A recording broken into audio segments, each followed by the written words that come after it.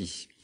Dans l'actualité également, cette annonce il y a quelques jours, et alors que le sommet sur le climat va démarrer dans 2 mois, le mois d'août a été le plus chaud jamais enregistré dans le monde et la NASA ajoute que la banquise au pôle Nord a atteint l'un de ses 4 points les plus bas depuis le début des mesures. Alors en quoi est-ce stratégique? Bonsoir Nicolas Châteauneuf, cette disparition progressive de la banquise, vous nous la faites vivre comme si on y était. Absolument, David. Et pour bien comprendre, eh bien, nous avons modélisé, on va dire, la Terre, notre planète, vue du pôle Nord. Alors, on va la décrypter un tout petit peu. Au centre, vous avez l'océan Arctique en bleu foncé. En blanc, les neiges, évidemment, du Groenland. Et tout autour, vous avez le Canada et la Russie.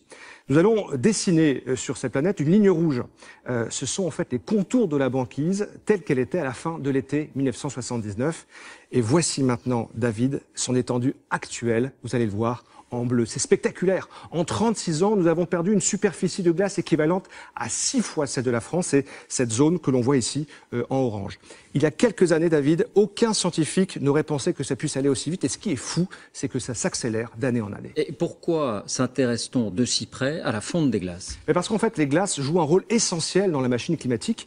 Mais en fait, David, il y a 2 types de glaces. Il y a d'un côté les glaciers et puis de l'autre la banquise. Et vous allez voir, elle joue un rôle très différent. Pour bien comprendre, je vous propose d'aller faire un tour, où ça?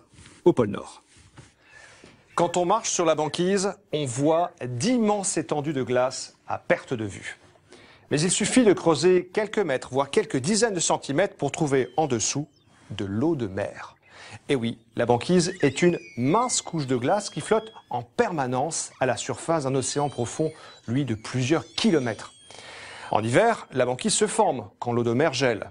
En été, avec la remontée des températures, elles font en partie, se fracturent en grandes plaques mobiles et se disloquent. Depuis une dizaine d'années, cette fonte est de plus en plus marquée, à cause notamment de la lumière du soleil. En effet, la banquise est blanche, donc elle renvoie les rayons du soleil et la chaleur vers le ciel. Au contraire, en dessous, l'océan, lui, est sombre. Il va garder cette chaleur. Résultat, quand la banquise disparaît, l'océan est à l'air libre, il capte plus de rayons du soleil et se réchauffe de plus en plus vite. Les premières victimes, ce sont les espèces comme les ours polaires ou les morses qui vivent sur la glace et perdent leur terrain de chasse.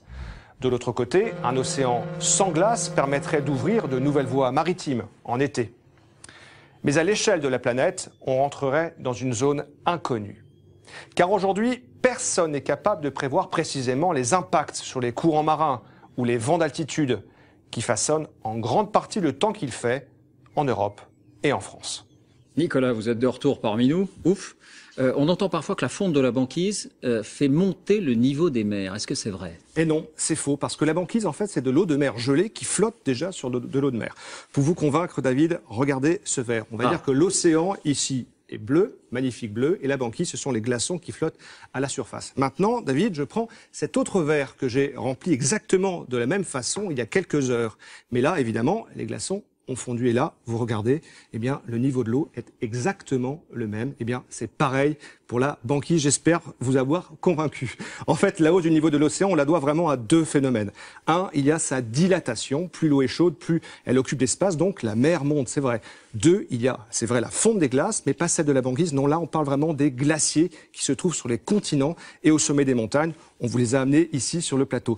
C'est de l'eau accumulée sous forme de neige pendant des dizaines de milliers d'années et en fondant, eh bien, toute cette eau, évidemment, se déverse en mer. Ça a déjà commencé, David, puisqu'en 20 ans, l'océan a grimpé de 6 cm. 6 cm. 6 cm. Et les réserves, c'est vrai, sont colossales.